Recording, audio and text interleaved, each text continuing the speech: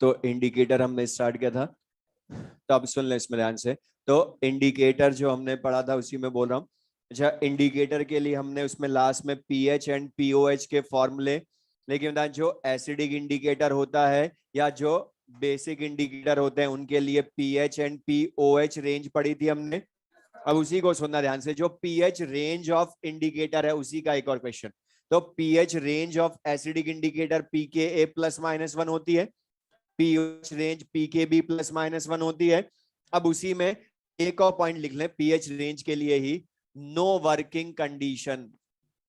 No working condition मतलब कब indicator work नहीं करता है। जैसे होता हमने बफर के लिए पढ़ी थी थर्ड एक और पीएच रेंज या पीओएच रेंज के साथ मैक्सिमम बफर एक्शन कंडीशन। अच्छा, मैक्सिमम बफर एक्शन कंडीशन क्या थी? सॉल्ट टू वीक एसिड या salt to weak base concentration ratio in between 0.1 to 10 और इक्वल हो 1:1 रेशियो हो। लेकिन यहां ध्यान सुना, कोई भी इंडिकेटर अपना कलर चेंज तभी शो कर सकता है जब उसकी पीएच चेंज होती रहे। अगर उसकी पीएच चेंज होती रहेगी तभी वो अपना कलर चेंज शो कर सकता है। अगर उसकी पीएच कांस्टेंट हो गई तो वो कलर चेंज शो नहीं करेगा। अब जो बफर में मैक्सिमम बफर एक्शन की कंडीशन थी, मतलब रेशियो 1:1, वही यहां पर no working condition of indicator हो जाती है। क्यों हो जाती है? उसका रीजन, बिकॉज अगर मैं एसिडिक इंडिकेटर की बात करूं तो बता यहां पर ionised form and unionised form IN और एचआईएन होती है ना, और इनका रेशियो या कंसंट्रेशंस इक्वल हो गई तो पीएच वाला फॉर्मूला बता इसका क्या था? PH equals to pK plus log IN minus upon HIN concentration, और log 1 रख दोगे उस फॉर्मूले में तो pH इक्वल्स टू pKa आ जाएगा ना। और pH इक्वल्स टू pKa आया तो बता जब तक pKa चेंज नहीं होगा तब तक pH नहीं बदलेगी, और pK depend only upon temperature. तो बता टेम्परेचर अगर नहीं बदला तो pH भी बदलेगी क्या फिर? तो बता इस कंडीशन में pH कांस्टेंट हो जाएगी ना इंडिकेटर की, और कांस्टेंट हो गई तो वो कलर चेंज हो नहीं कर सकता। इसलिए क्या बोला इसको? नो वर्किंग कंडीशन, जो कि बफर में मैक्सिमम बफर एक्शन की कंडीशन थी।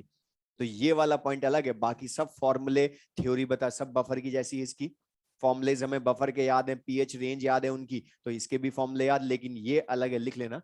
तो नो वर्किंग कंडीशन, लेकिन अगर बेसिक बफर हो तो बता वहां पर पहली चीज तो पीएच का फॉर्मूला या पीओएच का, और वहां आयन कौन होता है? बेस का केटायन, उनका रेशियो 1:1। तो बता यहां पर पीएच आएगी पी के बी के इक्वल या पीओएच?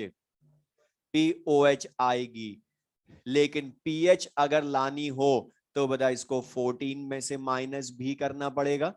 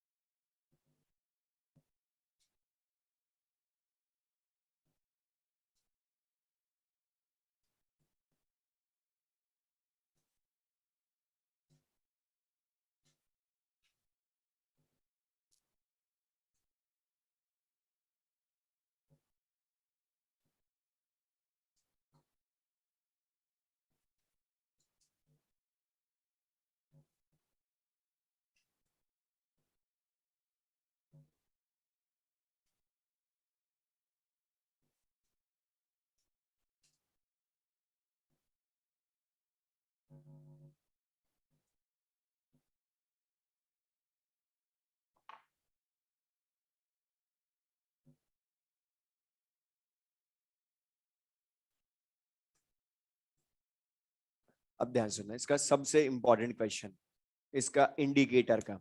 जिसके क्वेश्चन कंपटीशन में 95% इसका जो क्वेश्चन आता है इंडिकेटर में, वो मैं बता रहा हूं, और वो थियोरेटिकल क्वेश्चन होगा।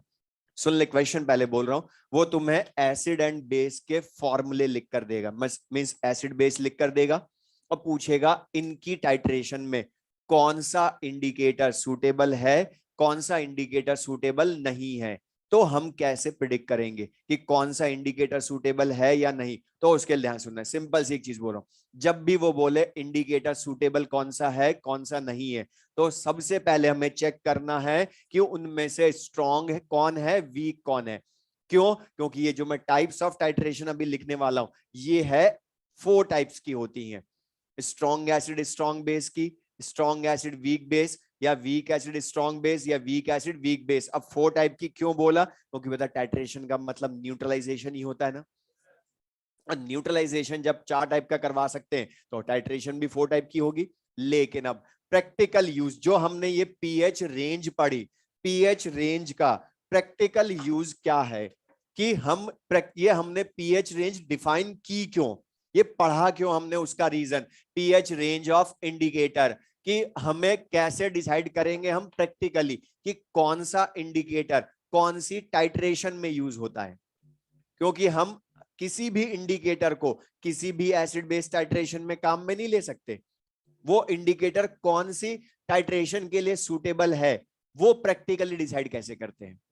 तो जिस इंडिकेटर की पीएच रेंज, मतलब वर्किंग पीएच रेंज, उसकी पीएच रेंज ऑफ टाइट्रेशन से मैच करती है, उसको उसमें वो इंडिकेटर काम आ सकता है। अब ये कैसे लाते हूं बता दूंगा अभी मैं, पीएच। अब ये पहली चीज, लेकिन जो अब मैं ये बता रहा हूं इसको बस ध्यान सुनना, लिख भी लेना पहले, फिर मैं समझा दूंगा इसको। तो टाइप्स ऑफ टाइट्रेशन हम 4 टाइप्स की पढ़ते हैं, लिख लें। स्ट्रॉन्ग एसिड स्ट्रॉन्ग बेस की, स्ट्रॉन्ग एसिड वीक बेस की, week acid strong base, and fourth weak acid weak base की। और पीएच रेंज हम प्रैक्टिकली डिटरमाइन करते हैं। PH range of strong acid strong base titration ये होती है इन बिटवीन 3 to 11। 3 to 11 मतलब क्या है कि मिनिमम 3 हो सकती है प्रैक्टिकली, मैक्सिमम 11 हो सकती है, बट इसके बीच में भी कोई भी हो सकती है।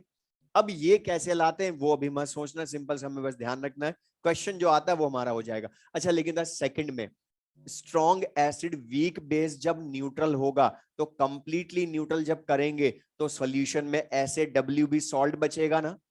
अच्छा था, एसएडब्ल्यूबी सॉल्ट का नेचर क्या होता है? एसिडिक। तो बता इसकी पीएच रेंज कभी भी 7 से ज्यादा हो सकती है क्या? तो कितनी होगी? मिनिमम 3, वही इसी को आधा कर दो तो 3 to 7। अब तुम बता दो थर्ड की क्या होगी? वीक एसिड स्ट्रॉन्ग बेस, इसमें क्या होगी बताओ? 7 to 11, क्योंकि बता week acid strong base salt बनेगा तो बेसिक तो 7 to 11। अच्छा, वीक एसिड वीक बेस, इनका WaWb सॉल्ट बनेगा ना। अच्छा, WaWb सॉल्ट का नेचर न्यूट्रल या ऑलमोस्ट न्यूट्रल? तो वो स्लाइटली एसिडिक, स्लाइटली बेसिक, या एग्जैक्टली न्यूट्रल, कुछ भी हो सकता है। इसलिए इनकी पीएच रेंज स्लाइटली एसिडिक मतलब 6.5, स्लाइटली बेसिक 7.5, मतलब इसके बीच में ही होती है। तो जो हमने थ्योरी पढ़ी बताइए उसी पर बेस क्वेश्चन हुआ यहाँ पर। ये पीएच रेंज ये हमें ध्यान रखना है। अब लेकिन कौन सा इंडिकेटर कौन सी टाइट्रेशन में काम आएगा? तो स्ट्रॉन्ग एसिड स्ट्रॉन्ग बेस की टाइट्रेशन में कोई भी इंडिकेटर यूज कर सकते हैं, मतलब methyl orange, phenolphthalein, phenol red, methyl red. Strong acid weak base में methyl orange, weak acid strong base में फिनोल्फथलीन, और WaWb में फिनॉल रेड।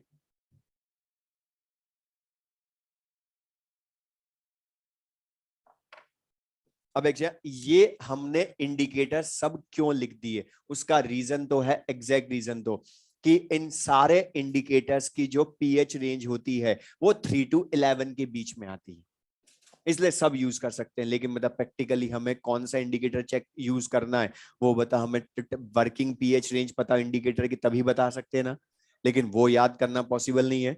तो अब मैं सिंपल सा बोल रहा हूं, इन सब में बस जब भी वो तुम्हें एसिड बेस लिख कर दे दे और पूछे इसके लिए कौन सा इंडिकेटर सूटेबल है या नहीं। बस हमें एक चीज चेक करना, जो मैं 2 लाइन लिखवाऊंगा उससे हमारे 95% क्वेश्चन हो जाएंगे। बस हमें एक चीज चेक करनी है कि जो भी एसिड बेस के फॉर्मूले लिखे हैं उनमें से स्ट्रॉन्ग कौन सा है। वीक से मतलब नहीं है, खाली स्ट्रॉन्ग ढूंढना है। ये स्ट्रॉन्ग एसिड है या स्ट्रॉन्ग बेस है या दोनों ही स्ट्रॉन्ग है, बस ये हमें चेक करना है, हमारा आंसर आ जाएगा। कैसे चेक करना है, तो अब जो भी एसिड बेस हो तो लिख लें 2 लाइन जो मैं लिखवा रहा हूं, जिनसे हमें ये सूटेबल इंडिकेटर रटने की जरूरत नहीं है। लिखें, if strong acid, if strong acid is involved in, if strong acid is involved in, strong acid is involved in titration, involved in titration, then MEOH, then MEOH can be used as indicator, means methyl orange can be used as indicator. Next point लिखें, if strong base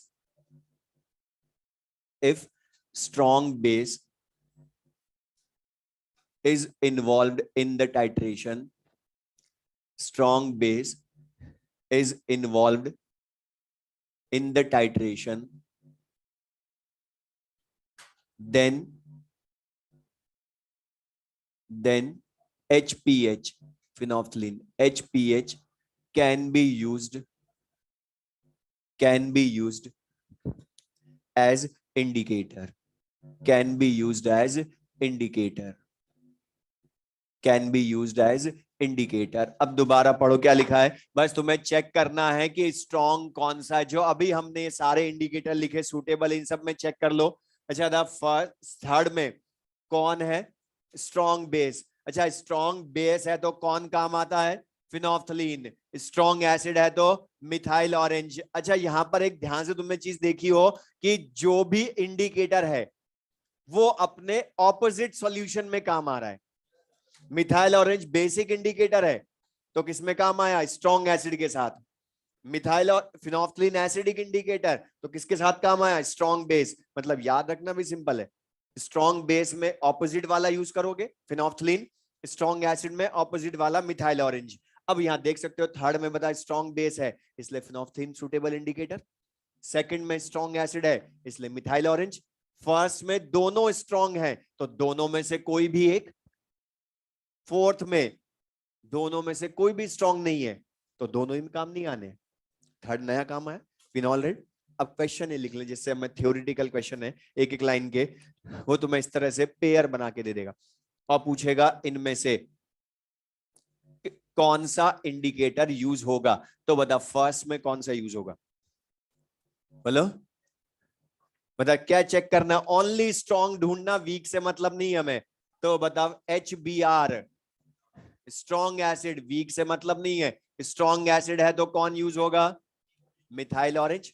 तो वो तुम्हें 4 indicators के name लिखेगा, पूछेगा which of the following can be use as an indicator in this titration. अच्छा, second में बताओ, क्योंकि बता यहां कौन है, स्ट्रॉन्ग बेस, तो फिनोल्फ्थलीन कैन बी यूज्ड। अच्छा, थर्ड में बताओ, फिनोल्फ्थलीन या मिथाइल ऑरेंज में से कोई भी एक, क्योंकि इसमें स्ट्रॉन्ग एसिड भी है या स्ट्रॉन्ग बेस भी है। तो स्ट्रॉन्ग एसिड है इसलिए methyl orange can be used, strong base है इसलिए फिनोल्फ्थलीन कैन बी यूज्ड। तो बता 95% क्वेश्चन आज तक कंपटीशन में आए वो ये वाला है इंडिकेटर के, जो एक लाइन का कौन सा इंडिकेटर सूटेबल है।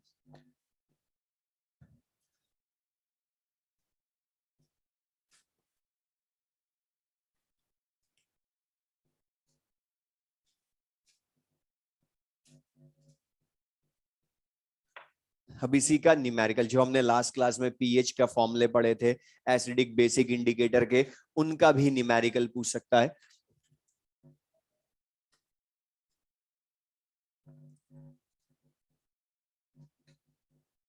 लिखे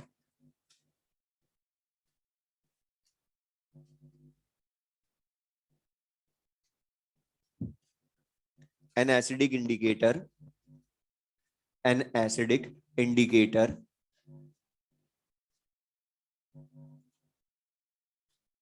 has pKa value. An acidic indicator has pKa value, board पर लिख लें 5.3, pKa 5.3, 5.3. In a solution,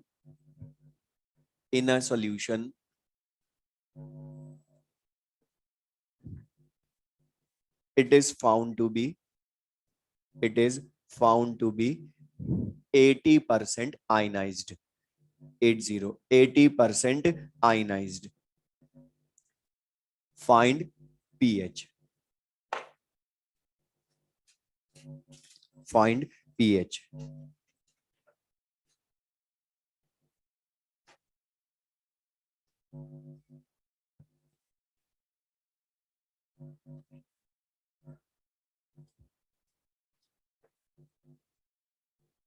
correct. और एक लाइन का क्वेश्चन है तो डायरेक्ट फॉर्मूला ही यूज करना है. एसिडिक इंडिकेटर वो खुद बोल रहा है तो पीएच का फॉर्मूला एसिडिक इंडिकेटर का pKa plus log ionised form concentration upon un-ionised form concentration. और हमने बोला कंसंट्रेशन वो डायरेक्ट नहीं देता है, परसेंटेज की फॉर्म में देता है, आयंस की या अनआयनाइज्ड फॉर्म की. और pKa वैल्यू उसने खुद ने ही दे दी तो 5.3 plus log ionised form concentration. लेकिन कंसंट्रेशन यूज करोगे या ओनली परसेंटेज? अब बताओ उसने क्या लिखा है 80% आयनाइज्ड होता है तो अनआयनाइज्ड कितना हुआ 20%. तो बताइए लॉग 4 हो गया 0.60, ऐड कर दोगे डायरेक्ट आंसर 5.90. तो एक लाइन का क्वेश्चन मतलब न्यूमेरिकल भी इसका सिंपल सा होना है और ये भी मिल जाता है क्वेश्चन न्यूमेरिकल इसका. तो बता मीनिंग क्लियर है? अच्छा इसी क्वेश्चन में मैं तुमसे बोलूं अगर डायरेक्ट कि ये बेसिक इंडिकेटर होता तो बता फिर POH होता pKb plus log IN plus upon INOH. लेकिन है तो आयनाइज्ड अपॉन अनआयनाइज्ड ही तो ये POH हो जाती. 14 में से माइनस कर दे 8.1 आंसर. तो ये क्लियर सबको? ये तो इंडिकेटर के क्वेश्चन तुमने बफर वाले किए होंगे तो उनके बीच में मतलब इंडिकेटर्स के क्वेश्चन थे. एक्सप्रेशन सही करो. और बोला भी था तुम्हें मॉडल लाने के लिए आज. तो लिख लो नेक्स्ट टॉपिक उसी में dissociation of polybasic weak acids. Dissociation of polybasic weak acids. Basis ये जो वीक एसिड्स हैं ये हमने पहले भी पढ़े स्टार्टिंग में फर्स्ट लेक्चर में इसके. लेकिन वहां हमने हमेशा पढ़े थे मोनोबेसिक वीक एसिड्स. लेकिन ये मोनोबेसिक है या पॉलीबेसिक है? मतलब जिनकी बेसिसिटी मोर देन 1 हो. तो एग्जाम्पल लिख लें बोर्ड पर से H3PO4, H3PO3. द H3PO4 की बेसिसिटी 3, H3PO3, H2CO3, H2S सबकी 2 रिप्लेसेबल H प्लस आयन. तो बेसिसिटी मोर देन 1. तो अब एक चीज सुनना पहले तो जो हमने ऑस्वाल्ड्स डाइल्यूशन लॉ पढ़ लिया, ऑस्वाल्ड्स डाइल्यूशन लॉ उसमें हमने H प्लस आयन कंसंट्रेशन, यहां भी इनकी पीएच पूछेगा.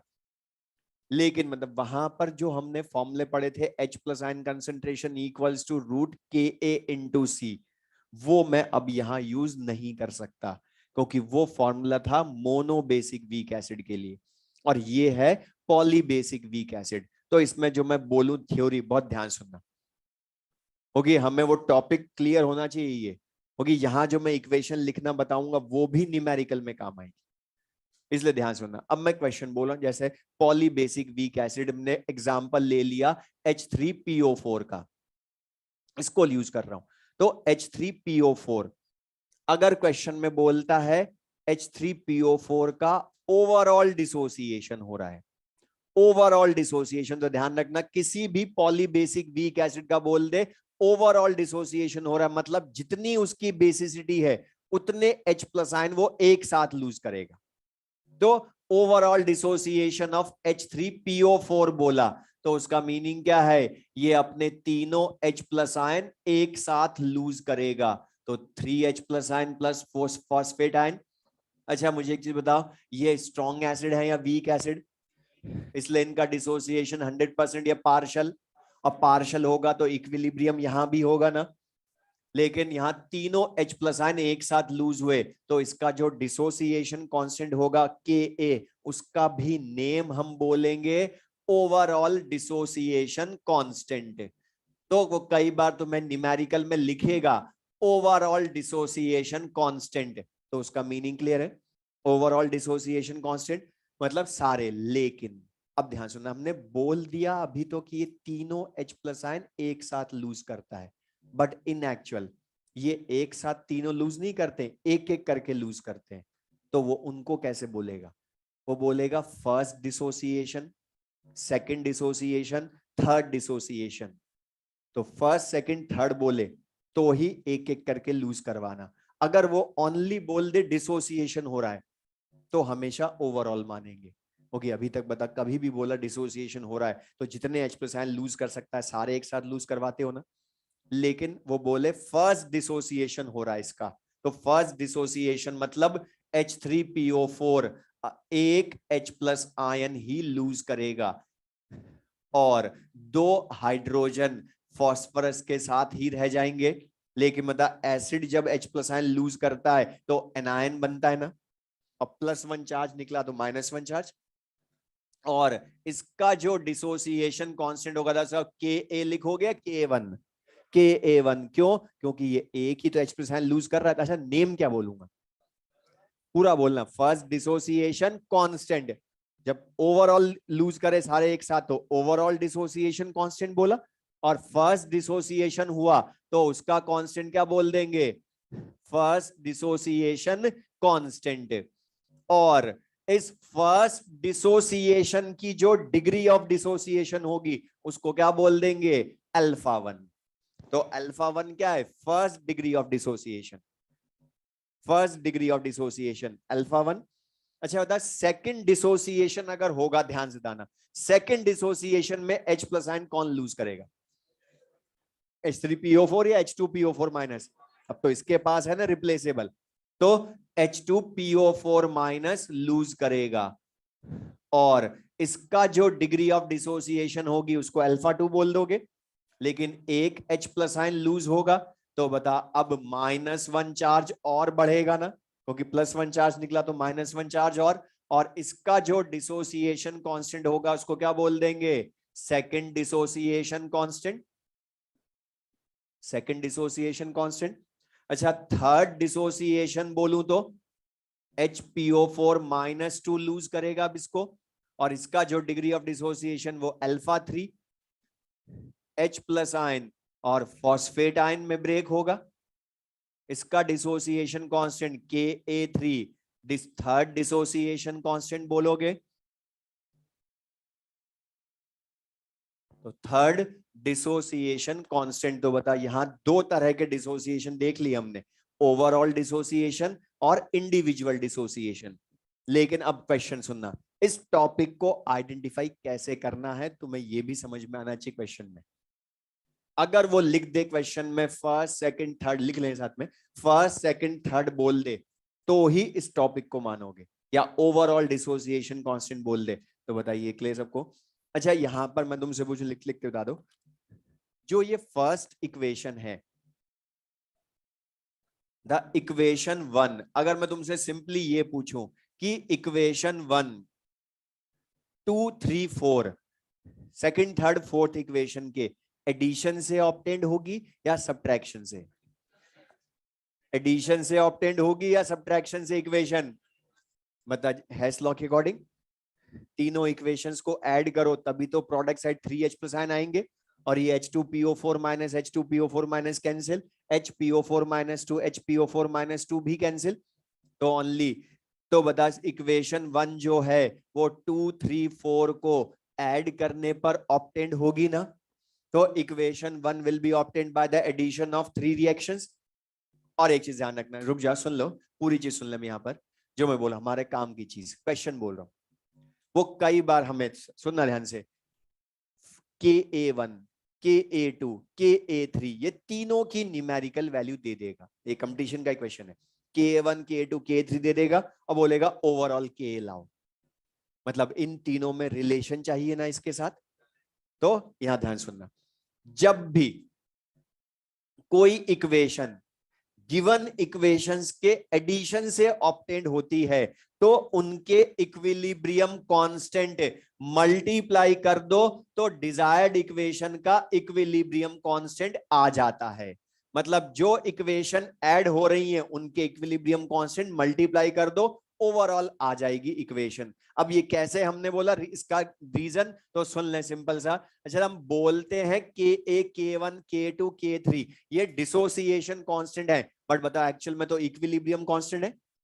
तो मैं अगर इनका एक्सप्रेशन लिखूं इक्विलिब्रियम कांस्टेंट का Ka का, तो प्रोडक्ट अपॉन रिएक्टेंट कंसंट्रेशन लिखूंगा। Ka1 का भी product upon reactant concentration, product upon reactant concentration, तीनों चारों के एक्सप्रेशन लिखो और K1, K2, K3 को मल्टीप्लाई कर दो, ओनली इसका एक्सप्रेशन बचेगा।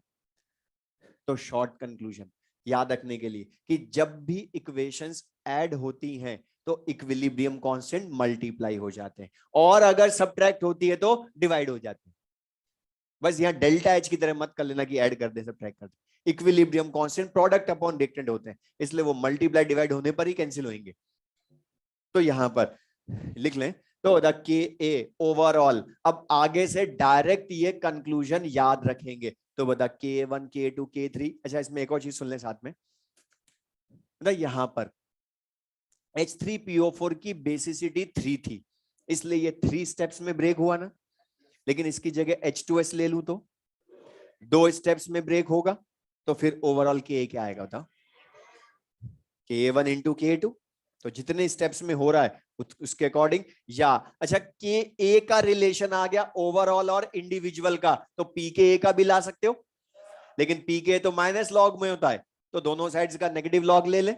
तो माइनस लॉग लेंगे दोनों साइड्स का, तो माइनस लॉग Ka, ये minus log x into Y into Z, तो log x plus log Y plus log Z. तो बता क्या लिख सकते हैं, माइनस लॉग Ka1 लिख लें, minus log Ka2, minus log Ka3, यही लिखेंगे क्योंकि माइनस लॉग ले रहा हूं ना दोनों साइड का। और माइनस लॉग Ka क्या होता है, Pka, minus log Ka1 Pka1, minus log Ka2 Pka2, minus log Ka3 Pka3। तो यहां पर ओवरऑल Ka जो होता है वो इंडिविजुअल Ka के मल्टीप्लीकेशन के इक्वल, लेकिन ओवरऑल Pka मल्टीप्लीकेशन या सम के इक्वल, इंडिविजुअल के सम के इक्वल। तो ये डायरेक्ट कंक्लूजन याद रखना है, हमसे क्वेश्चन में पूछता है। तो ओवरऑल Ka या ओवरऑल Pka का डायरेक्ट रिलेशन याद रखें।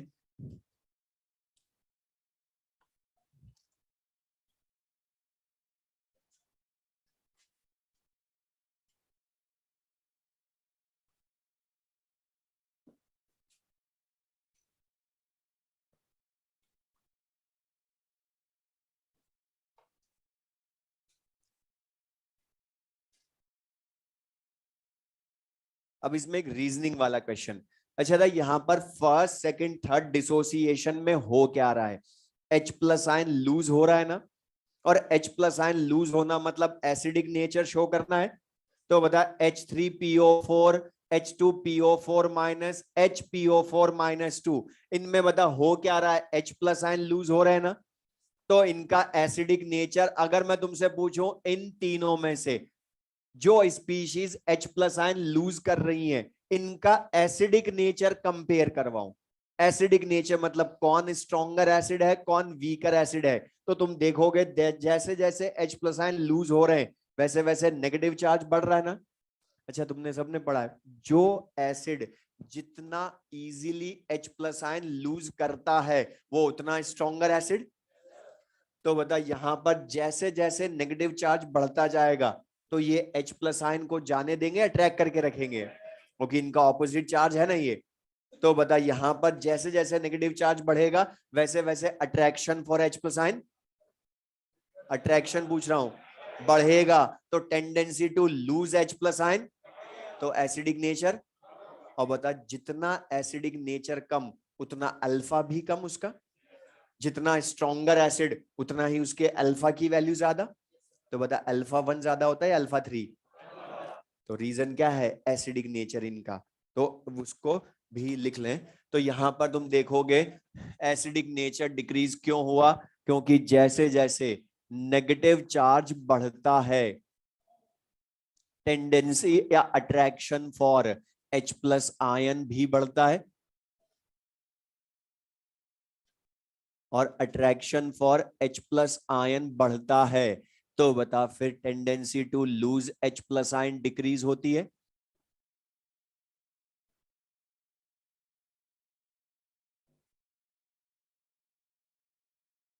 और tendency to lose H plus ion decrease होना मतलब वो easily H plus ion lose नहीं कर सकता, और easily H plus ion lose नहीं कर सकता इसलिए एसिडिक नेचर भी डिक्रीज होता जाता है।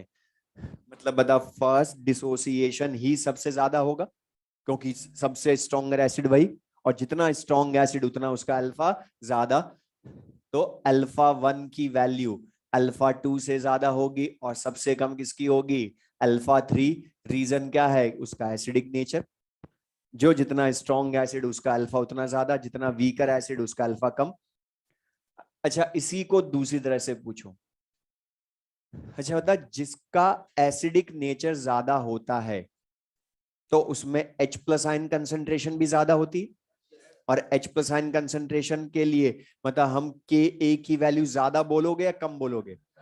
तो बता इनमें से मैं तुमसे पूछूं Ka1 Ka2 Ka3 का ऑर्डर, तो सबसे ज्यादा कौन सा? क्यों? होगी सबसे स्ट्रॉन्गर एसिड जो होगा उसी का Ka सबसे ज्यादा होगा ना। तो Ka1 जो होगा लिख लें greater than Ka2 then Ka3, और pKa, लेकिन ध्यान से पढ़ना pKa पूछा तो वो तो इनवर्स हो जाएगा क्योंकि pKa तो माइनस लॉग Ka होता है, तो Ka ज्यादा तो pKa come.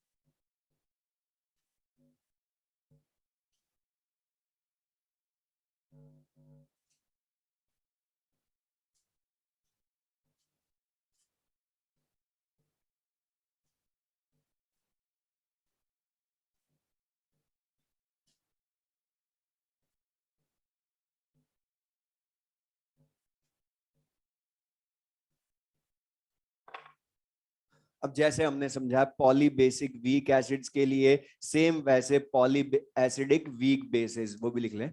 Dissociation of poly acidic weak bases, अब इसको रिपीट करना बस, हमें जो थ्योरी पढ़ी वो इसके क्वेश्चन में भी पूछेगा। तो एल्यूमिनियम हाइड्रोक्साइड या MgOH होल्ड वाइज लिख ले बोर्ड पर से, या FeOH होल्ड वाइज, सब में replaceable OH and more than one है। तो अब हमने जो अभी थ्योरी पढ़ी वो रिवाइज करवा रहा हूं बस मैं तुमसे। तो बता अगर मैं तुमसे न्यूमेरिकल में बोलूं overall dissociation of aluminium hydroxide, overall dissociation of aluminium hydroxide, तो बता क्या मीनिंग हुआ? एक OH एंड डोनेट करवाओगे तीनों, तो लिख लें। तो बता ये क्या देगा? Al+3 और 3OH नेगेटिव आयन। लेकिन बता यहाँ डिफरेंस, अब यहाँ बेस जब OH एन लूज करता है तो केटायन बनता है ना, और इसका जो डिसोसिएशन कांस्टेंट होगा उसको ओवरऑल के भी बोलोगे। लेकिन बता यहां भी बोलूं फर्स्ट डिसोसिएशन हो रहा है, फर्स्ट डिसोसिएशन हो रहा है, तो बता तीनों OH आयन या एक OH आयन? एक OH आयन, दो तो उसी के साथ रहेंगे एल्यूमिनियम के साथ, तो AlOH होल्ड वाइज, और नेगेटिव चार्ज रिमूव होगा तो केटायन +1 चार्ज बढ़ेगा, और इसका जो डिसोसिएशन कांस्टेंट होगा उसको डिसोसिएशन कांस्टेंट Kb1, और जो डिग्री ऑफ डिसोसिएशन होगी उसको α1। लेकिन सेकंड डिसोसिएशन जब होगा तो बता, अब तो ये +1 चार्ज केटायन लूज करेगा एक OH आयन, तो एक ही रह जाएगा, और एक OH आयन और रिमूव हुआ तो +1 चार्ज और बढ़ जाएगा, इसका डिसोसिएशन कांस्टेंट सेकंड Kb2 हो जाएगा। इसी तरह से थर्ड, तो ओनली एल्यूमिनियम आयन बचेगा थर्ड के बाद, और OH आयन लूज होगा तो Kb3 बोल दोगे, और यहां पर भी वही कंक्लूजन। तो हमें ध्यान रखना, पॉली बेसिक वीक एसिड्स के कंक्लूजन याद है सारे, तो पॉली एसिडिक वीक बेस के भी ध्यान है, बस रिएक्शन अलग होनी है, ये ध्यान रखोगे।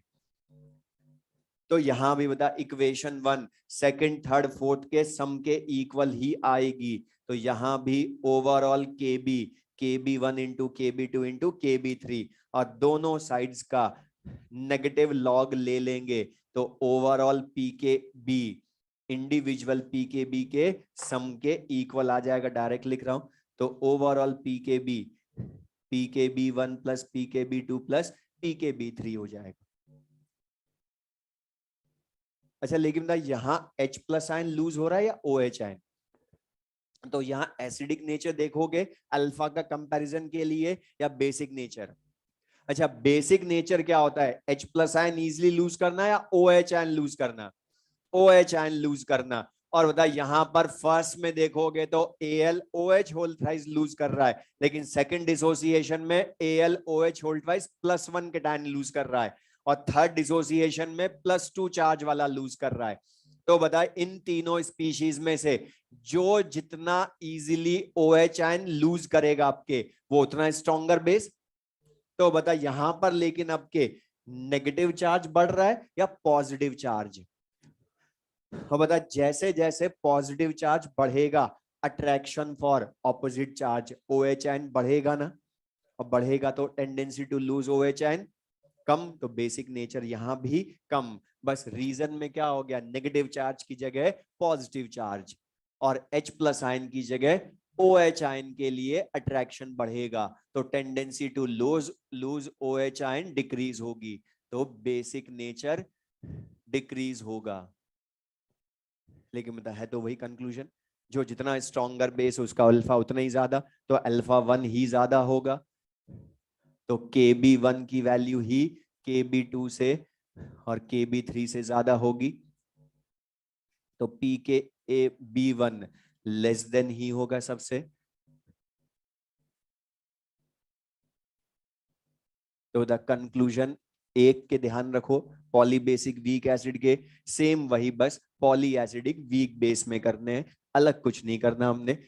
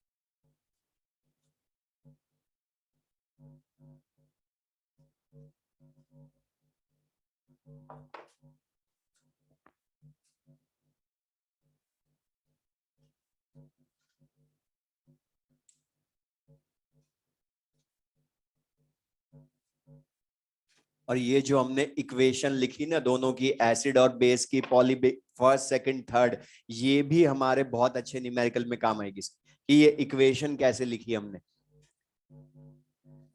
अब ये जो हमने सारा पढ़ा इसको यूज हमने कैसे करना है क्वेश्चन में, लेकिन फिर बोल रहा हूं एक बार और कि क्वेश्चन आइडेंटिफाई करना आना चाहिए पॉलीबेसिक एसिड या पॉली एसिडिक बेस का, कि वो क्वेश्चन में लिखता है फर्स्ट डिसोसिएशन, सेकंड डिसोसिएशन या 3 है तो थर्ड डिसोसिएशन, और फिर चाहे पीएच पूछे तो तुम्हें इक्वेशन लिखकर करना पड़ेगा। क्योंकि बता पहले वाले फॉर्मूले काम के हैं क्या, फिर बोल रहा हूं वो किसके लिए थे, जब वैलेंसी फैक्टर 1 था, और अभी वैलेंसी फैक्टर मोर देन 1 है, 2 या 3, तो हमको यूज कैसे करना है ये सारी चीजों में, उनके लिए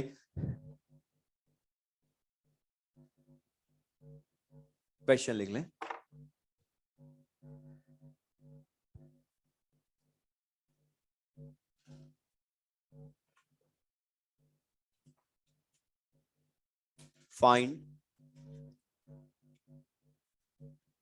find overall dissociation constant of find overall dissociation constant of H3PO4 of H3PO4 if board पर सीख लें Ka1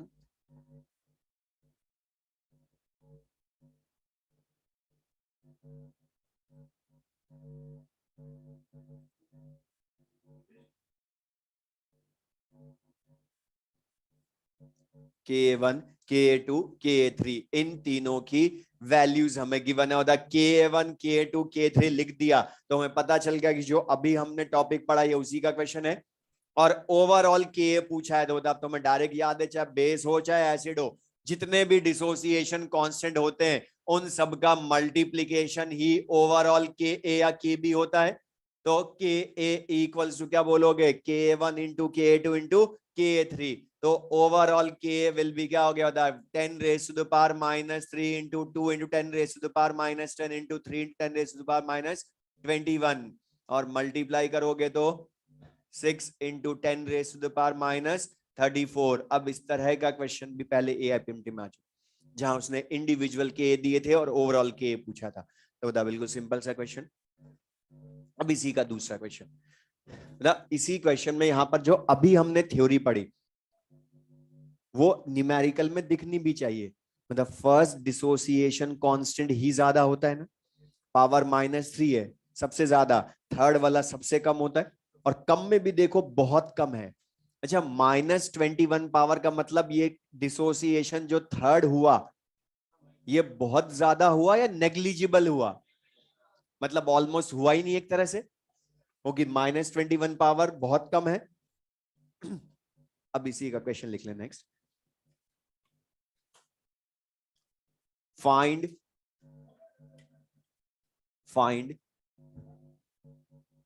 pH of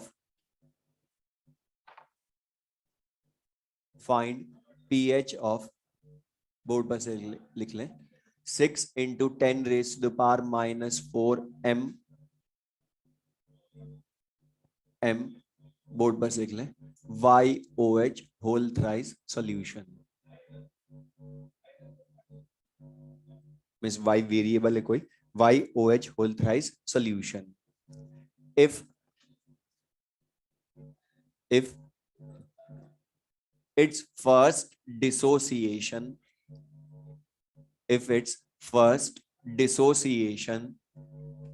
is 100%, first dissociation is 100%, second dissociation is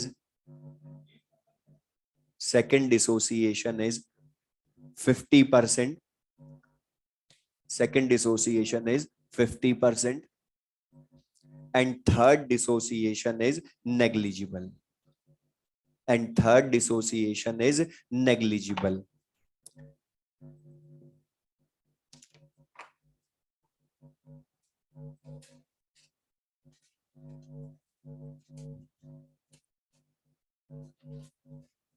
अच्छा पहले तो बता, ये पहले जो हमने टॉपिक पढ़े पीएच वाले ये उसका क्वेश्चन नहीं है, कैसे पता चला, लिखा ना फर्स्ट सेकंड थर्ड डिसोसिएशन तो पता चल गया पॉलीबेसिक वाला है। अब यहां पर क्वेश्चन में सुन लें अच्छा इसमें था ये तुम्हें पहली चीज तो यहाँ पर जो गड़बड़ एक करते हैं कुछ स्टूडेंट्स, कुछ नहीं आधे स्टूडेंट्स, ये जो क्वेश्चन है इसमें तुम्हें ये जो दिया है 100%, 50%, ये क्या है? इसका KB1, KB2, KB3 है या अल्फा 1, अल्फा 2, अल्फा 3 है? पहली चीज तो ये ध्यान रखना, वरना कुछ स्टूडेंट इसमें क्या गड़बड़ करते हैं कि इनको KB1, KB2, KB3 मान के ओवरऑल KB ले आते हैं और फॉर्मूला यूज कर लेते हैं √KB × C। लेकिन मैंने सबसे पहले वही बोला था कि जो पुराने फॉर्मूले वो यहां काम के नहीं है, क्योंकि ये basicity, acidity, valency factor more than 1 है इनके, और दिख रहा है इसमें 3 OH है, जबकि पहले वाले तो मोनो एसिडिक बेस के लिए थे, तो वो काम के नहीं है। तो जो हमने थ्योरी पढ़ी वो यूज करोगे, डायरेक्ट आंसर इसमें नहीं आने वाला। अब हमारे पास ओनली इक्वेशन लिखने के अलावा कोई ऑप्शन नहीं है। और उसने बता फर्स्ट में क्या बोला है, अल्फा 1 इसका 100% है, अल्फा 2 इसका 50% है, और थर्ड नेग्लिजिबल, वो तो हमें वैसे भी पता था क्योंकि Ka3 हमेशा कम होता है, KB3 बहुत कम होता है, इसलिए अभी भी नेग्लिजिबल ही था वो। तो अब लेकिन ध्यान सुना, इस क्वेश्चन को सॉल्व कैसे करेंगे? हमें बेस है तो OH कंसेंट्रेशन लानी है ना, और लाने के लिए हमें दो चीजें चेक करनी है कि फर्स्ट डिसोसिएशन के बाद कितनी OH कंसेंट्रेशन मिलेगी, सेकंड डिसोसिएशन के बाद कितनी मिलेगी, तो ओवरऑल ला पाऊंगा मैं। एक साथ नहीं ला सकता OH कंसेंट्रेशन सारी। तो यहां पर फर्स्ट डिसोसिएशन बोला है, लेकिन बताइए पार्शल हो रहा है या 100%? 100% हो रहा है, मतलब रिवर्सिबल या इरिवर्सिबल? पहली चीज तो ये ध्यान रखना, इरिवर्सिबल लिखा है। क्यों? क्योंकि 100% बोला है। लेकिन 100% का मतलब ये नहीं कि सारे आयन अलग कर दो, OH तीनों अलग नहीं कर सकता, वो तो ओवरऑल में करता हूं। और उसने बोला तो फर्स्ट डिसोसिएशन है ना, मतलब एक OH जब होगा तो ये इरिवर्सिबल डिसोसिएशन शो करेगा। अब इससे कितनी OH कंसेंट्रेशन मिली मुझे वो चाहिए पहले। तो बता इसकी इनिशियल कंसेंट्रेशन, इसको मैं C ही मान लू ना, तो initially ion 0 0, after 100% dissociation YOH whole thrice खुद बचेगा क्या? 100% तो 0 खुद, और इसकी क्या हो जाएगी C। तो बता फर्स्ट डिसोसिएशन से OH कंसेंट्रेशन कितनी मिली, मिल गई। और अच्छा सेकंड डिसोसिएशन किसका होगा? YOH होल ट्वाइस +1 केटायन का। लेकिन बता अब के 100% या पार्शल, मतलब 50%, मतलब बता इरिवर्सिबल या रिवर्सिबल? रिवर्सिबल। तो बता यहां रिवर्सिबल क्यों लिखा वो समझ में आया, लेकिन लूज तो फिर भी एक ही करवाऊंगा क्योंकि सेकंड डिसोसिएशन बोला ना उसने, तो सेकंड OH लूज करवाओ। और बता यहां से फिर OH और मिलेंगे ना, तो उसके लिए लेकिन पहले YOH होल ट्वाइस +1 केटायन की भी तो कंसेंट्रेशन चाहिए। तो बता उसने जो हमने पहले वाले में लिखा, ये C कंसेंट्रेशन ही तो काम आएगी यहाँ पर, क्योंकि 100% है ना वो, तो C लिखेंगे। फिर से 0 0। अब बता इसका अल्फा 50% है ना, तो अब के क्या बता 0 लिखूं या C-C अल्फा? अल्फा होता है तब तो C-C अल्फा लिखते हो ना, लेकिन मतलब C-C अल्फा को समझने के लिए C-अल्फा 2 लिखूं ना वो, क्योंकि एग्जैक्ट तो वो है। और इसको क्या लिखेंगे C-अल्फा 2, ये भी C-अल्फा 2। यहां से कितना OH आयन मिला वो आ गया। तो बता OH आयन कंसंट्रेशन टोटल कितनी है वो हमें पता चल गई, C+C-अल्फा 2 दोनों का सम कर दो, और इसमें से C कॉमन ले सकते हो। अल्फा 2 की वैल्यू हमें पता ही है, C की वैल्यू रख दूं कॉमन लेकर, 6 × 10⁻⁻⁴। अल्फा 2 50% मतलब 0.5, 50/100, तो 1.5 × 6 9 × 10⁻⁻⁴ m। तो OH आयन कंसेंट्रेशन आ गई, यही चाहिए थी pH लाने के लिए क्योंकि बेस है। लेकिन इससे pH आएगी या POH पहले? POH आएगी, तो -log 9 × 10⁻⁻⁴, 4 - log 9, log 9 की अप्रोक्स वैल्यू 0.95, डायरेक्ट लिख दूं वैल्यू, 4 - 0.95 3.05। लेकिन ये आंसर है क्या? 14 में से माइनस करोगे तो कितना आंसर? 10.95। जरा ये किस किस का फर्स्ट टाइम में आया, फर्स्ट टाइम में ऐसे ही सॉल्व किया? तो करेक्ट है, और किसी तरह से किया तो रॉन्ग है। ओके, कभी कभी हम रॉन्ग करके भी सही आंसर ले आते हैं, लेकिन वो नहीं कि कंसेप्ट करेक्ट है वो। अब भी रुक जाओ, वो बता रहा हूँ। अब सुन ले, अभी कुछ स्टूडेंट्स को लगता है, जो भी लगा कि ओ एच आयन कंसेंट्रेशन तो हमने पीएच जब भी फाइंड करी तो हमने हमेशा नॉर्मेलिटी में लेनी थी, तो अभी भी नॉर्मेलिटी है। कैसे है, सुनना ध्यान से। मतलब यहां पर अच्छा, वैलेंसी फैक्टर का बेस की सुन ले, रुक जाओ सुनना। बेस का वैलेंसी फैक्टर का सिंपल सा मीनिंग क्या होता है, तुम हमेशा क्या बोलते हो, ओ एच आयन या replaceable O H ion, replaceable OH ion. और बता, फर्स्ट डिसोसिएशन में रिप्लेसेबल OH आयन कितने हैं, ओनली एक। तो बता, इसको चाहे मैं मोलैलिटी में लिखूं चाहे नॉर्मेलिटी में लिखूं, कोई डिफरेंस है क्या? फर्स्ट डिसोसिएशन में लाए ना हम तो OH आयन, सेकंड डिसोसिएशन में भी कितना OH आयन रिप्लेस हुआ, एक। तो फिर से नॉर्मेलिटी मोलैलिटी सेम। इसको अगर बदलता तो अलग हो जाती, लेकिन उसका मतलब ही नहीं हमें, क्योंकि उसने फर्स्ट सेकंड के बाद बोला है। तो वहां तो बता, इंडिविजुअली देखूंगा ना, फिर रिप्लेसेबल OH आयन, तो रिप्लेसेबल OH आयन तो एक एक ही उनमें, इसलिए मोलैलिटी नॉर्मेलिटी सेम, तो ला सकते हो। अब ये वाला क्वेश्चन बहुत अच्छा, क्योंकि इसमें हमें पहले तो टॉपिक पता चले कि पॉलीबेसिक एसिड जो हमने पढ़े लास्ट में, ये उसका क्वेश्चन, और फर्स्ट सेकंड जो मैंने इक्वेशन लिखा था हर बार, ये उसका क्वेश्चन समझ में आएगा मैं, तो बताइए क्लियर सबको ये। तो अब इसका न्यूमेरिकल क्वेश्चन कोई भी होगा कर लोगे, ओवरऑल दे देता तो डायरेक्ट कर लेते सी अल्फा से, लेकिन उसको नॉर्मेलिटी में लेते फिर सी को, ठीक है। तो बताइए क्लियर सबको ये।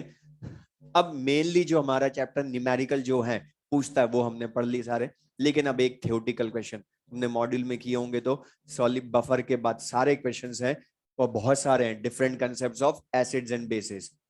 तो ये भी और हैं बहुत सिंपल सा, लेकिन थ्योरेटिकल क्वेश्चन ही होना और एक जैसे क्वेश्चन सबके। तो लिख लें, different concepts of acids and bases।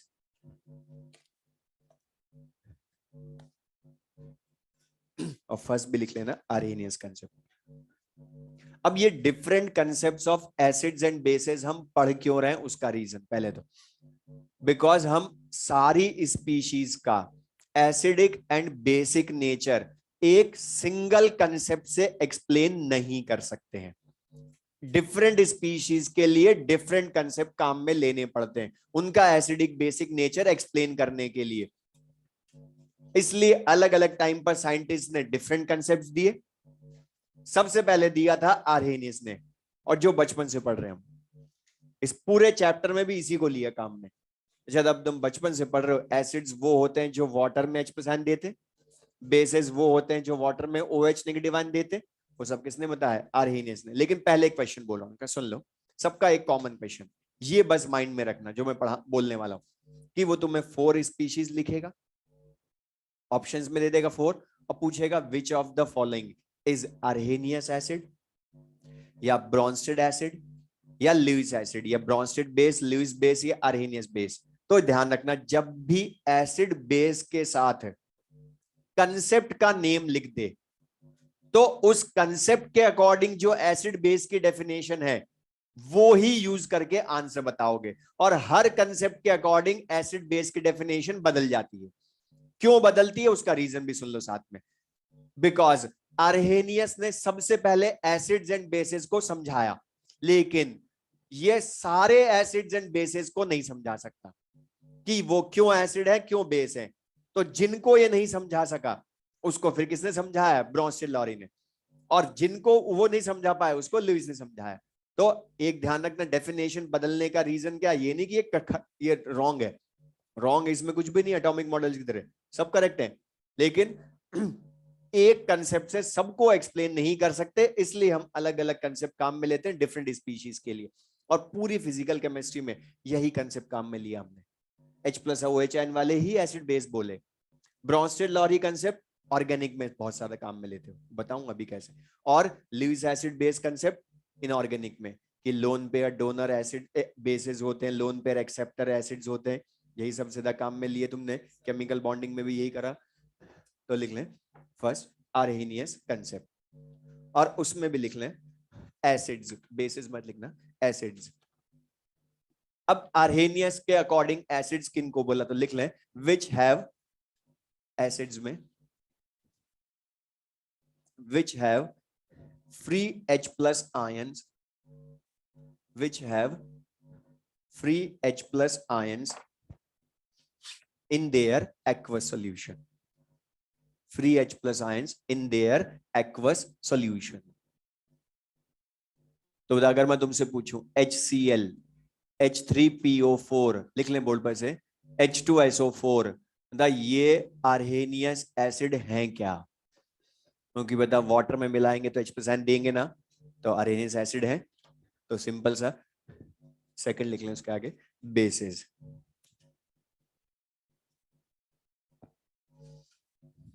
Basis लिख लें which have free OH negative ions, free OH negative ions in their aqueous solution. Free OH negative ions in their aqueous solution. Board पर से लिख लें एग्जांपल्स। तो the NaOH, MgOH whole twice, ये सब क्या है? ब्रॉन्स्टेड बेसिस, आर्हेनियस बेसिस है ना। सबको वाटर में मिलाएंगे तो OHN देंगे, तो ये आर्हेनियस बेसिस हैं। अब इसमें क्वेश्चंस, इसमें सारे कंसेप्ट्स में हमने सेम क्वेश्चन रिपीट करने हैं, सेम क्वेश्चन। ये थ्योरी नहीं है, एक तरह से क्वेश्चन जो मैं लिखवा रहा हूं। और सबसे इसका दूसरा, इसी डेफिनेशन के अकॉर्डिंग क्वेश्चन इसका दूसरा, nature of water according to Arrhenius क्या होता है। और एक चीज ध्यान सुन लें कि डिफरेंट कंसेप्ट्स के अकॉर्डिंग वाटर का नेचर भी बदल जाता है। किसी के अकॉर्डिंग ये न्यूट्रल होगा, तो किसी के अकॉर्डिंग एसिड होगा, किसी के अकॉर्डिंग बेस होगा, किसी की जगह दोनों तरह बिहेव करेगा। तो लेकिन बता, जो हमने पूरा चैप्टर में पढ़ा वो आर्हेनियस कंसेप्ट ही पढ़ा। तो बता वाटर का नेचर, क्योंकि H+OH दोनों कंसेंट्रेशन इक्वल होती, तो लिख लें water is neutral, water is neutral and acts as solvent. इसीलिए बता पूरे चैप्टर में हमने, क्या पूरी फिजिकल केमिस्ट्री में हर जगह वाटर को ही सॉल्वेंट लेते हैं ना। क्यों लेते हैं? क्योंकि हम उसको न्यूट्रल मानते हैं। और न्यूट्रलाइजेशन रिएक्शन ये भी हर कंसेप्ट के अकॉर्डिंग अलग अलग होती है। और न्यूट्रलाइजेशन का सिंपल सा मीनिंग तो क्या है? एसिड और बेस की रिएक्शन। लेकिन एसिड एंड बेस की रिएक्शन से डिफरेंट कंसेप्ट के अकॉर्डिंग प्रोडक्ट्स भी डिफरेंट मिलते हैं, प्रोडक्ट्स भी बदल जाते हैं। अब आर्हेनियस के अकॉर्डिंग मतलब जब भी एसिड एंड बेस के सॉल्यूशन रिएक्शन करते हैं तो एसिड H+ देता है, base anion of acid base क्या बनाएंगे? सॉल्ट। तो आर्हेनियस के अकॉर्डिंग ही एसिड बेस न्यूट्रलाइजेशन में सॉल्ट वाटर प्रोड्यूस होते हैं, बाकी किसी भी कंसेप्ट के अकॉर्डिंग नहीं होते। ओनली एसिड बेस आर्हेनियस के अकॉर्डिंग ही सॉल्ट वाटर बनाते हैं, बाकी किसी डेफिनेशन के अकॉर्डिंग सॉल्ट वाटर नहीं समझा सकते हम। एक और क्वेश्चन जो ऑलरेडी हम बहुत यूज कर चुके हैं, आज भी पढ़ा, strength of acids and bases. मतलब कौन स्ट्रॉन्गर एसिड होगा, कौन वीकर एसिड होगा। तो बता सिंपल सा, तो जिसका अल्फा 100 वो स्ट्रॉन्ग इलेक्ट्रोलाइट्स, जिनका अल्फा पार्शियल वो वीक इलेक्ट्रोलाइट्स। तो वो सब बता, हमने स्टार्टिंग से बोला है कि स्ट्रॉन्ग इलेक्ट्रोलाइट्स वो होते हैं जो एक्वस सॉल्यूशन में 100% ब्रेक होते हैं। जो पार्शियली ब्रेक होते हैं एक्वस सॉल्यूशन में वो वीक इलेक्ट्रोलाइट्स बोलते हो। तो वो सब किसने बताए थे? आर्हेनियस ने। और या दूसरा जो हमने आज भी यूज करा, अच्छा बता, जो जितना स्ट्रॉन्ग एसिड होता है उसकी H+ आयन कंसेंट्रेशन उतनी ही ज्यादा होती है। अच्छा अगर ये वीक एसिड हो तो बता, ये भी तो बोल सकता हूं जिसका Ka ज्यादा होगा उसकी H+ आयन कंसेंट्रेशन भी ज्यादा होगी। या pKa बोलूं तो कम, मतलब pKa जितना कम होगा उतना बता एसिडिक नेचर ज्यादा या कम। तो बता H+ आयन कंसेंट्रेशन जितनी ज्यादा उतना एसिडिक स्ट्रेंथ ज्यादा होगी। अब क्वेश्चन बोल रहा हूं AIPMT का, जो इसी लास्ट लाइन पर पूछा था। उसने 4 एसिड्स बोले थे ABCD, उनकी pKa वैल्यू दी थी। अब पूछा था स्ट्रॉन्गेस्ट एसिड कौन सा है। तो सिंपल सा था, जिसका पीके मिनिमम उसी की H plus ion concentration maximum, तो एसिडिक स्ट्रेंथ उसी की ज्यादा, लिख लें। इसी तरह से बता बेसेस हो तो जिसका पीके भी मिनिमम हो या के भी मैक्सिमम हो या सिंपली OH आयन कंसेंट्रेशन ज्यादा हो, उसका बेसिक नेचर सबसे ज्यादा होगा।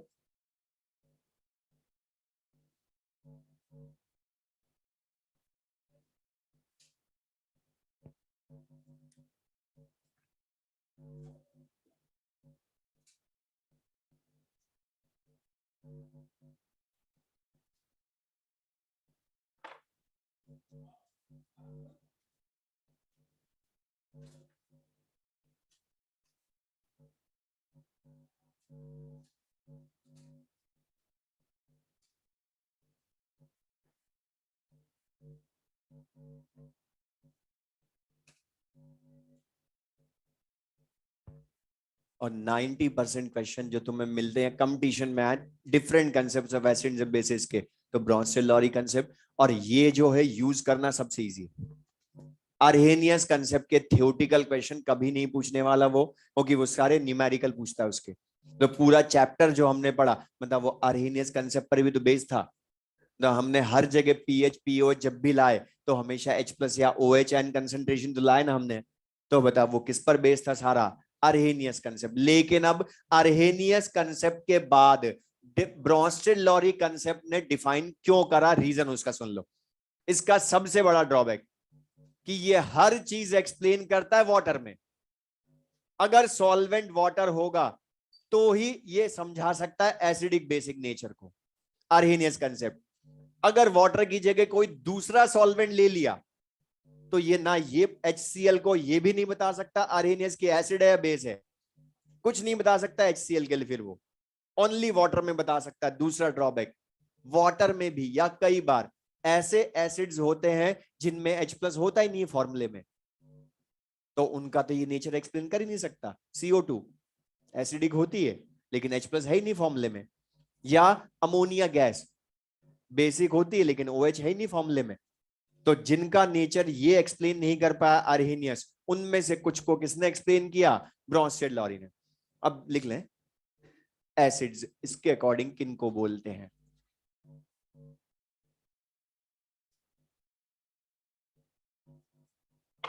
लिख लें acids, any species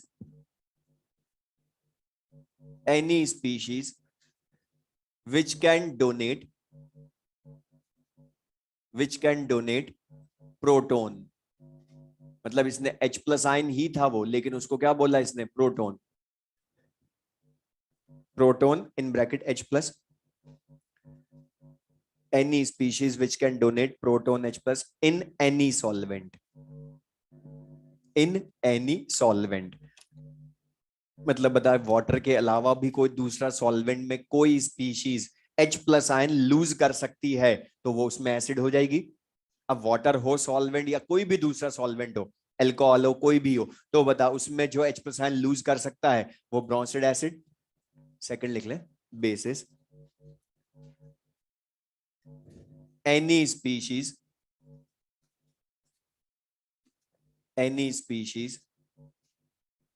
which can accept proton in any solvent, which can accept proton in any solvent, any solvent।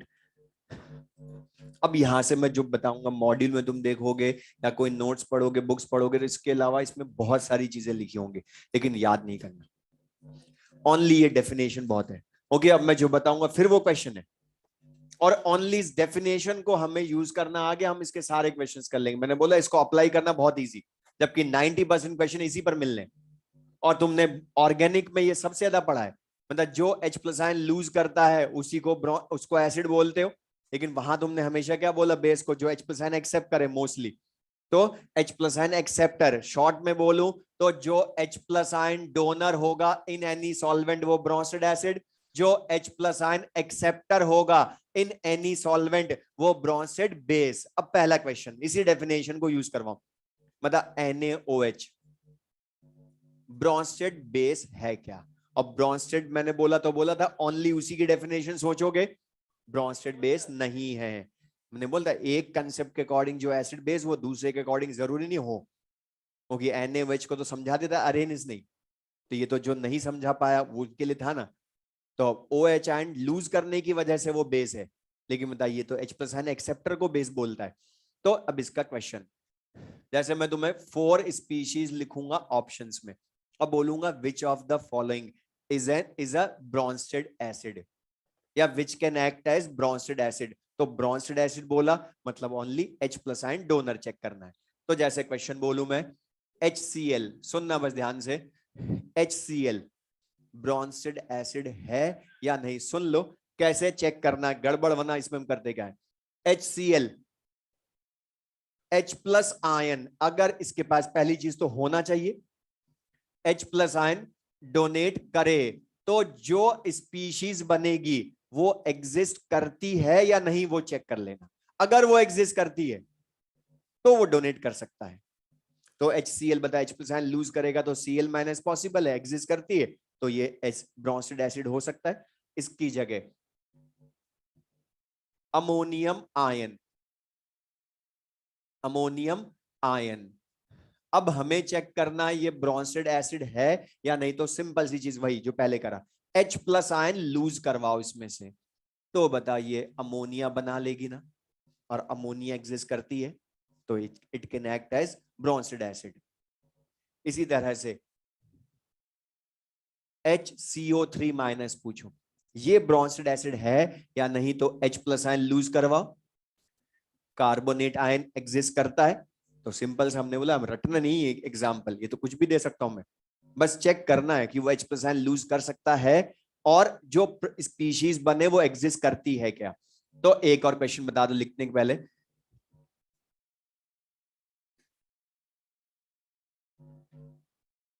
ये ब्रॉन्स्टेड एसिड है क्या?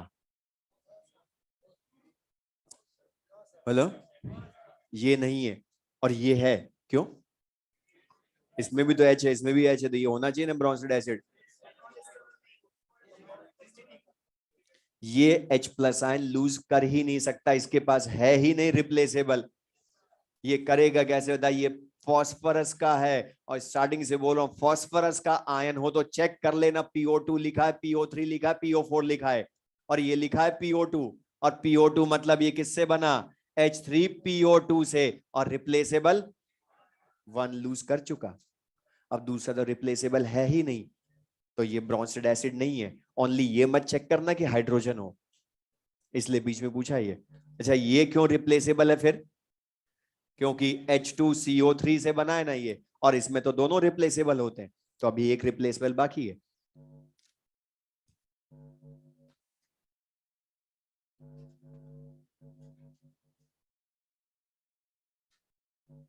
अच्छा था साइनाइड आयन ब्रॉन्स्टेड एसिड है क्या? हाइड्रोजन ही नहीं है, कहां से होएगा, होना भी तो चाहिए H प्लस डोनेट करने के लिए हाइड्रोजन। अच्छा ब्रॉन्स्टेड बेस है क्या फिर, क्योंकि HCN बना सकता है ना वापस। अच्छा था NH3 ब्रॉन्स्टेड बेस है क्या, NH3 ब्रॉन्स्टेड बेस है क्या, रीजन बताओ।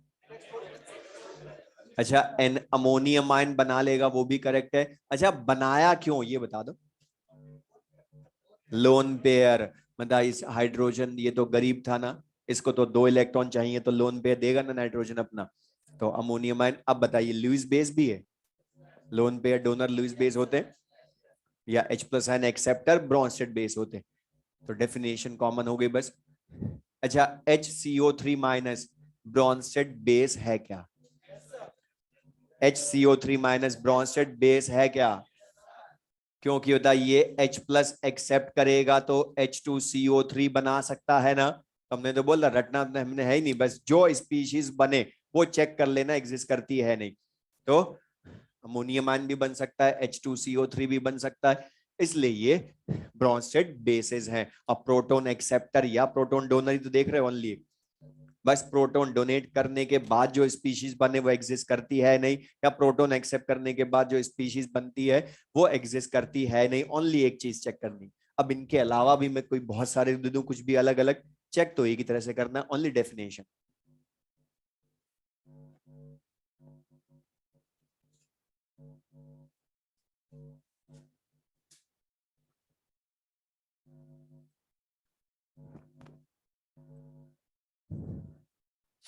अच्छा बता, वाटर जो है ये H+ आयन लूज कर सकता है क्या? मतलब ब्रोंसेड एसिड है क्या ये? मतलब H+ आयन लूज करेगा तो OH आयन एग्जिस्ट करता है ना? तो स्टार्टिंग से पढ़ रहे हैं इस चैप्टर में, H+ OH आयन दोनों होते हैं, मतलब H+ आयन लूज करके OH आयन बना सकता है। अच्छा, ब्रोंस्टेड बेस हो सकता है क्या? और ये तो सबसे ज्यादा पढ़ा है, वाटर में H+ आयन एग्जिस्ट ही हाइड्रोनियम आयन की फॉर्म में करता है। तो बता इसका नेचर। अब एम्फोटेरिक हम बोलते नहीं है उसको, क्या बोलते हैं यहाँ? एम्फीप्रोटिक। क्यों? क्योंकि प्रोटॉन डोनर एक्सेप्टर के अकॉर्डिंग बोला ना।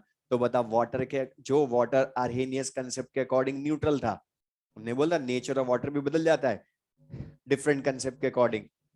तो ये क्या बोलेंगे हम इसको? एम्फीप्रोटिक। लेकिन बता, ये दोनों nature at the same time show करता है या at a time only one nature? या तो एसिडिक या बेसिक।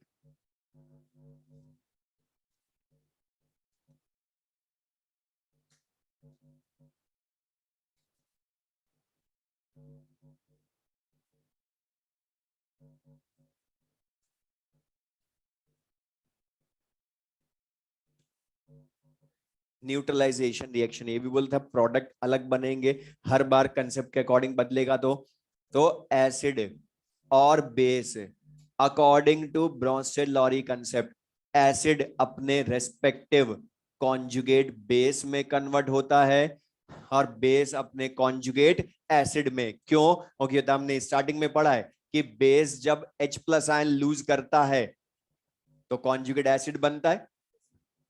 सॉरी, बेस जब H+ आयन एक्सेप्ट करता है तो कॉन्जुगेट एसिड में बदलता है, या एसिड जब H+ आयन लूज करता है तो कॉन्जुगेट बेस में कन्वर्ट होता है। मतलब बता यहां क्या बनते हैं? एसिड और उसका कॉन्जुगेट बेस पेयर बन रहे हैं ना एक तरह से। तो बता प्रोडक्ट बदल गए आर्हेनियस के अकॉर्डिंग। एसिड बेस न्यूट्रलाइजेशन में सॉल्ट वाटर थे प्रोडक्ट, जबकि यहां क्या है? कॉन्जुगेट एसिड कॉन्जुगेट बेस है। और यहां पर फिर वही क्वेश्चन हमसे, लेकिन बस एक चीज का ध्यान रखोगे, एसिड का कॉन्जुगेट बेस होता है, बेस का कॉन्जुगेट एसिड होता है। एसिड का कॉन्जुगेट बेस, बेस का कॉन्जुगेट एसिड, क्योंकि ये हमारे क्वेश्चन में काम आएगा। अब वो वही जो मैं स्टार्टिंग में लिखवा चुका हूं, फिर दोबारा बोल रहा हूं। अच्छा बताओ, एसिड का कॉन्जुगेट बेस बनता है ना, और बेस का कॉन्जुगेट एसिड बनता है। अच्छा बता, ये जो एसिड बेस के कॉन्जुगेट एसिड बेस पेयर हैं, इनमें डिफरेंस किसका होता है? हाँ बोलो। 1H+ आयन का। Only difference of 1H+ ion लिखवाया था स्टार्टिंग में भी, सॉल्ट हाइड्रोलिसिस के पहले। एसिड 1H+ आयन लूज करे, अगर दो कर दिए तो नहीं बोलेंगे फिर। 1H+ आयन लिख लें दोबारा, 1H+ आयन लूज करे तो कॉन्जुगेट बेस, लेकिन बेस 1H+ आयन एक्सेप्ट करे तो कॉन्जुगेट एसिड। अब मैं जो बोल रहा हूं क्वेश्चन ध्यान से सुनना, फिर आंसर बोलना, जल्दबाजी मत करना, सबको आता है।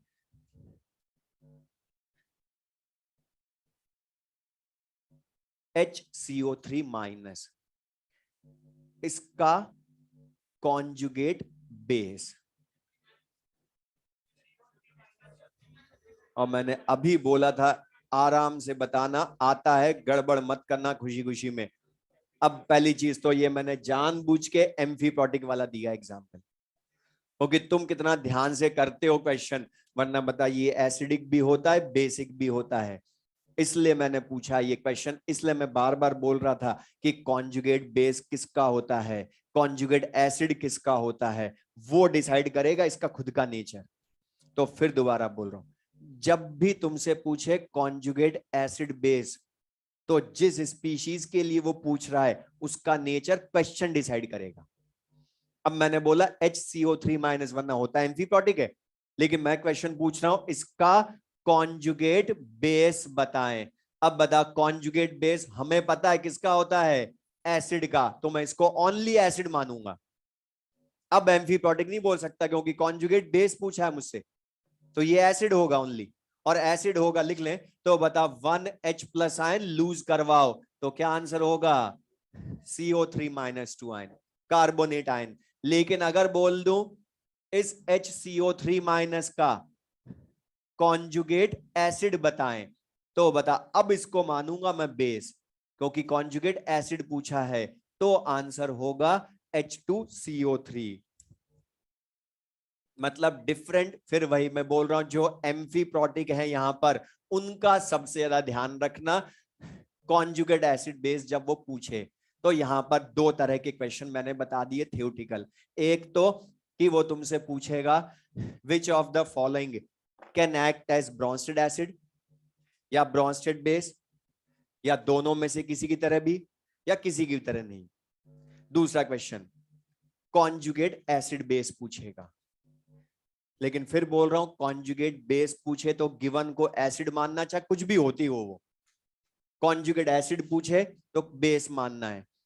अब इसी का ये जो एसिड बेस हमने अभी बोले, या सॉल्वेंट हमने यहां बोला ना, कोई भी हो सकता है, तो उनको उनके नेचर के अकॉर्डिंग, मतलब वो प्रोटॉन लूज कर सकता है सॉल्वेंट या गेन कर सकता है, उसके अकॉर्डिंग हम डिफरेंट टाइप्स में क्लासिफाई करते हैं। लिख लें नेक्स्ट, टाइप्स ऑफ सॉल्वेंट्स। और फर्स्ट लिख लें बोर्ड पर से, प्रोटोजेनिक और एसिडिक सॉल्वेंट्स। प्रोटोजेनिक और एसिडिक सॉल्वेंट्स। अच्छा, प्रोटोजेनिक या एसिडिक सॉल्वेंट ये नेम ही बता रहा है कि इनका क्या मीनिंग है। अच्छा बता, प्रोटोजेनिक मतलब प्रोटॉन जनरेट करने वाला, मतलब प्रोटॉन डोनर सिंपली बोलूं। और बता, जो ब्रोंस्टेड के अकॉर्डिंग प्रोटॉन डोनेट करता है उनको एसिडिक बोलते हो ना, तो लिख लें विच कैन डोनेट, प्रोटोजेनिक और एसिडिक सॉल्वेंट में which can donate proton, which can donate proton। अब इनके एग्जाम्पल याद नहीं करना, क्योंकि इसका मैं क्वेश्चन बोल देता हूं। जो अभी हमने पूछा कि विच of the following is a Bronsted acid, अब डायरेक्ट ना पूछना मुझे ब्रोंस्टेड एसिड, तो मैं क्या पूछूंगा, विच of the following is protogenic, मतलब एसिड, ब्रोंस्टेड एसिड ही पूछा मैंने। सेकंड लिख लें, तुम ही बता दो, प्रोटोफिलिक या बेसिक सॉल्वेंट्स, मतलब प्रोटॉन डोनर या एक्सेप्टर, तो लिख लें प्रोटोफिलिक और basic solvents which can accept proton. और जो एक्सेप्ट करेंगे प्रोटोन वो ब्रोंस्टेड के अकॉर्डिंग बेसिक सॉल्वेंट ही होते, बेसिक ही होते।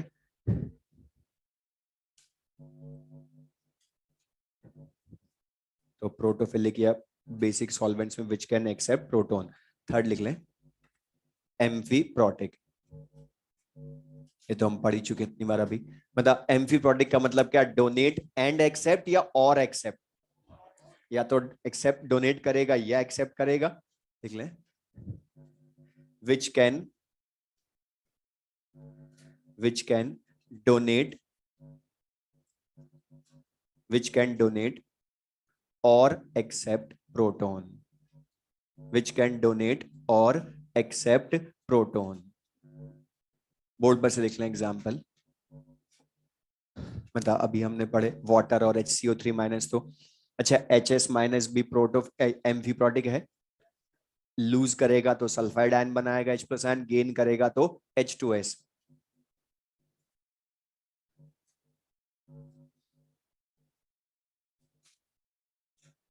फोर्थ लिख लें एप्रोटिक, तो द एप्रोटिक क्या होंगे, जो ना तो डोनेट करें ना एक्सेप्ट करें। लिख लें fourth aprotic, which can neither donate, which can neither donate nor accept proton। which can neither donate nor accept proton. और ये सबसे ज्यादा काम आएंगे तुम्हारे ऑर्गेनिक में, मतलब सबसे ज्यादा वहां जो तुमने नॉन पोलर सॉल्वेंट पूरी मैक्सिमम ऑर्गेनिक रिएक्शंस में बेंजीन ही सबसे ज्यादा काम में लिया, नॉन पोलर सॉल्वेंट या CCl4। तो CCl4 बेंजीन ना तो प्रोटॉन डोनेट करते हैं किसी इलेक्ट्रोलाइट से, ना गेन करते हैं। फिफ्थ, एम्फोलाइट्स। और पढ़ाने के पहले बोल रहा हूं ये एम्फोलाइट्स और एम्फीप्रोटिक में डिफरेंस क्लियर रखना, वरना इन दोनों को हम आपस में मिक्स कर देते हैं। एम्फोलाइट्स लिख लें इसमें, एम्फोलाइट्स in which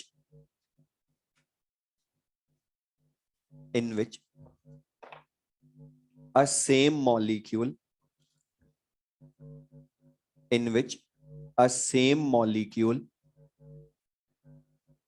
can donate and accept proton, can donate and accept proton, can donate and accept proton।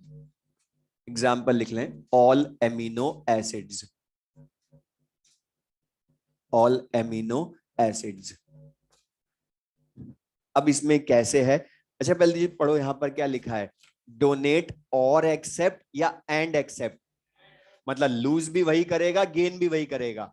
जबकि बता एम्फीप्रोटिक में क्या था, या तो लूज करेगा या गेन करेगा, और लिखा है बीच में प्रोटॉन डोनेट और एक्सेप्ट लिखा है, जबकि यहां क्या बोल रहा हूं, डोनेट एंड एक्सेप्ट, एंड लिखा है उसमें। अब इसका सबसे simple example glycine, amino acid सबसे सिंपलेस्ट, NH2C H2C OOH। अच्छा बता ग्लाइसिन में एसिडिक ग्रुप भी है, carboxylic acid H+ ion lose कर सकता है।